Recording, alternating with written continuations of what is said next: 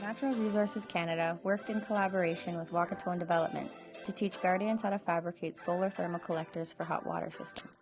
Step 1. Building the absorber jig.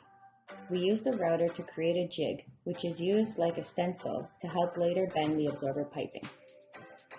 Step 2. Bending absorber piping.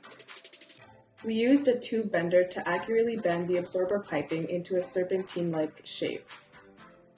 Step 3. Embossing the absorber fin. We used a metal rod and rubber mallets to emboss the copper sheeting so we can later solder the piping into the grooves. Step 4. Absorber assembly. First, we used brushes to apply the solder paste to the absorber fin. Next, we secured the piping inside the fin using C-clamps and attached them to the absorber jig. Next, we used a torch to solder along the pipe to connect the two materials.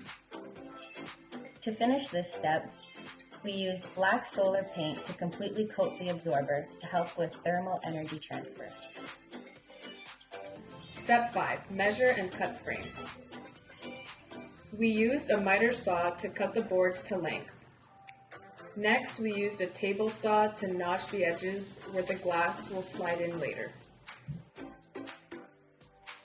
Step 6. Assemble collector. We assembled the frame and added the backing. Next, we inserted the insulation to also assist with heat retention.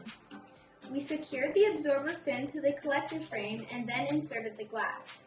As a team, we used our problem-solving skills to overcome challenges encountered throughout this project. Step 7. The aluminum collector casing.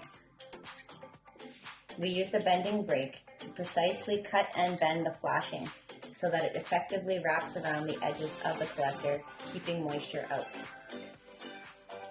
Then we used nails and silicone caulking to seal up all the edges, completing our first solar collector. You know, I have a passion for solar energy, and it was a great thing to be able to work together with, you know, technology that we've developed at Natural Resources Canada with the help of many co-op students and engineering students along the way. We share that passion with the Guardian youth, and so I really enjoy it, and I'm very thankful for the experience.